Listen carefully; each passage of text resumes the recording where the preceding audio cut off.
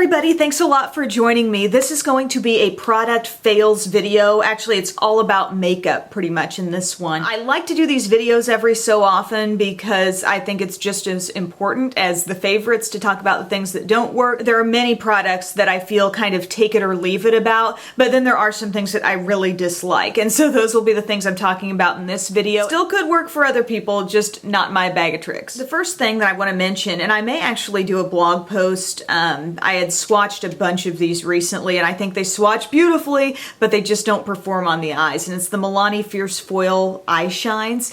I mean, they really have a gorgeous appearance. You can see from these couple that I have on my hand right here, you know, they look beautifully metallic and they look great in the pan as well. But they're called Eye Shines, and it actually says you should only expect them to wear 2 to 6 hours and reapply as needed. And rarely am I an eye makeup touch-up kind of person, you know?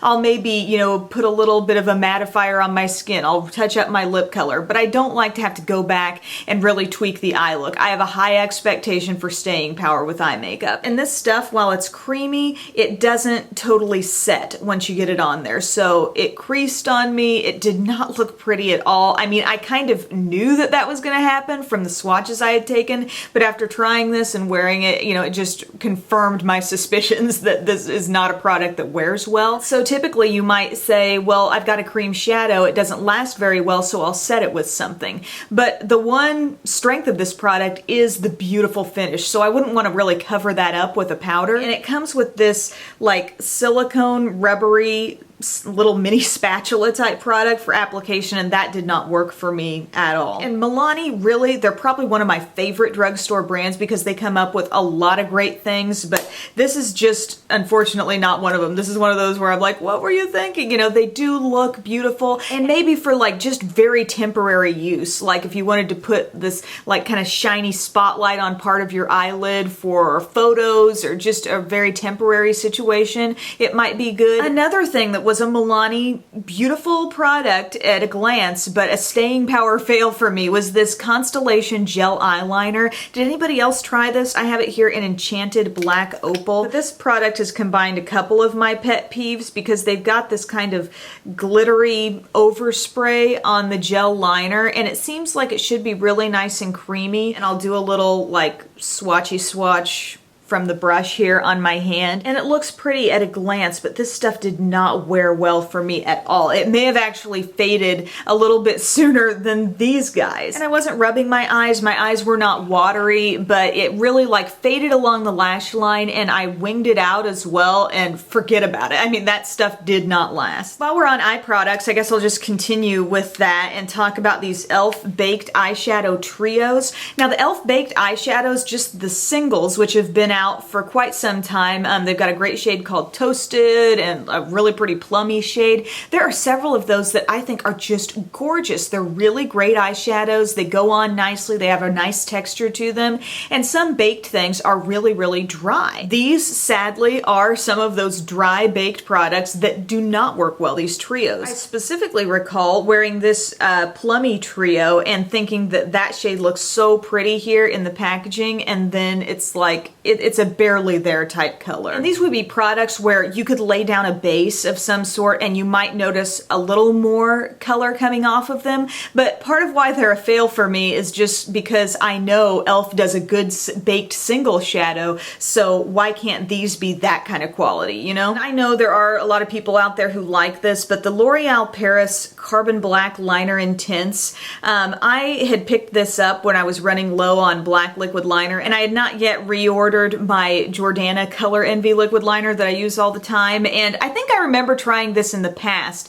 and feeling like, you know, maybe it was not quite as jet black as some other liners, or it went on just with a little bit of a streakiness, like it had to go over the line. But for whatever reason, I thought I would retry it. It's got that nice kind of flexible tip. I think the liquid liners from Milani and Jordana are just quite a bit better than this in terms of being kind of a one and done application. This is just one of those situations where it's not like like the worst liquid liner on the market by any means, but I have just tried quite a few others that I like better. I wanted to mention this Come Correct Celebrity Concealer from the Fergie Wet n Wild line. I have it in medium golden. It's a pretty good skin tone match and actually pretty decent coverage. It reminds me a lot of a concealer from Tarte that I had. I think it was like the Amazonian Clay. It was a tube concealer and it was a very like dewy finish on the skin. Definitely a concealer I needed to set, but has pretty good coverage. But this one, the first time I used it, I squeezed it out and there was a major like separation that had happened in the product, you know, where you squeeze it out and a bunch of wateriness sort of oozes from the tube first and then you get to the product itself. And I thought, okay, I'll excuse that the first time. Maybe it was just the way it was sitting or maybe it's been on the shelves for a while. But that kind of thing continued to happen with this product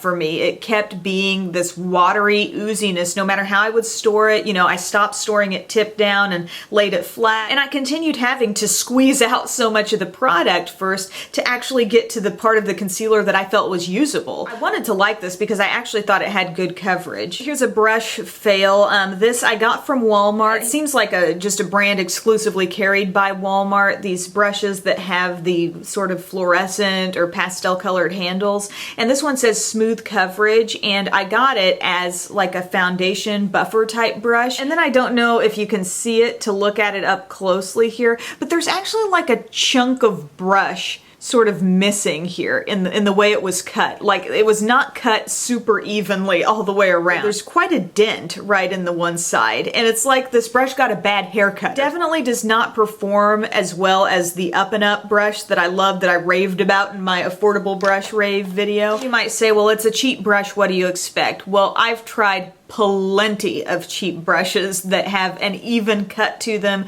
and are also soft, and this is a soft brush. So I don't know, I might be just saving you a couple bucks by telling you this information, but I think it's still good to know. This Maybelline Lash Sensational Mascara, really not enjoying this, and some mascaras I don't like at first, but I hold off because I think, okay, give it a few weeks and maybe I'll end up liking it better after it just dries out slightly, but I just can't get on board with this one. Now, I don't have great lashes naturally. They don't hold a curl very easily, and this does not help them any. As you can see, it's kind of a curved brush with some shorter bristles in the curve and then longer bristles on the underside. And it's kind of a thick, rather wet formula here, and I just felt like it was kind of clumping the lashes together quite a bit, and it was really hard to remove. So if you just got those naturally amazing lashes, this might be something to use. I'm going to continue getting use out of it until it dries up, probably just as like a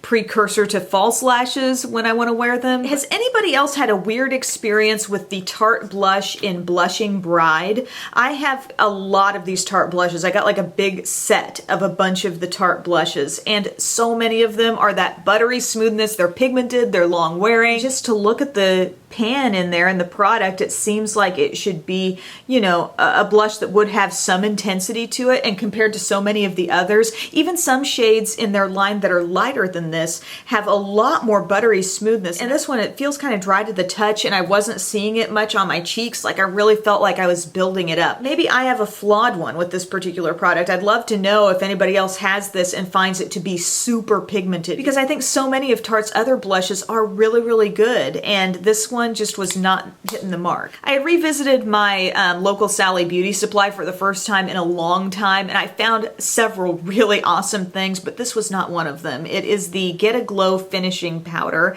and I couldn't quite tell by looking at it what kind of look this was going to have. At a glance, I thought it would be maybe a lower cost alternative to my Laura Geller Baked French Vanilla Highlight, because it just seemed to have that similar tone.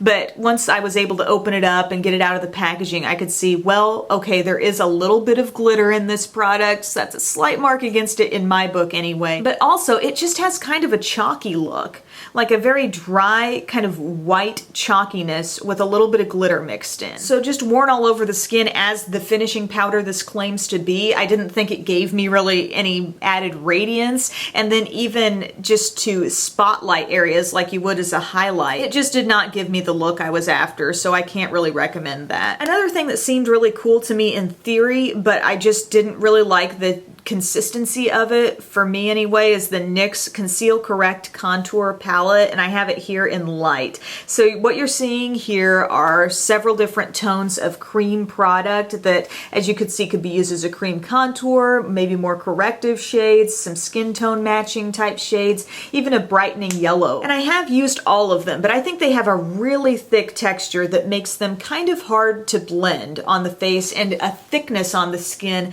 that I don't really like, particularly if I'm going to be using these around my eye area. Talk about spotlighting fine lines and wrinkles. They have some coverage, you know, there's some pigment in these products, but I just don't love what these do for the look of my skin. Like I said, they're kind of tricky to blend. They might be better over like in a spot concealer type way. Like if you just wanted to go over a blemish or something just here or there, small areas of your skin, maybe that could work. Now they've got several skin tones available in this Conceal Correct Contour Palette, but then they also have this color correcting concealer. And I just wanted to point out real quickly that the consistencies on these are much thinner. I think they're smoother, they're more lightweight, they're easier to blend out. I'm not always one who goes for the lavender or the mint green, you know, on my skin to do color correcting, but the peach and pinky shades in here I've gotten some use out of, also the yellow.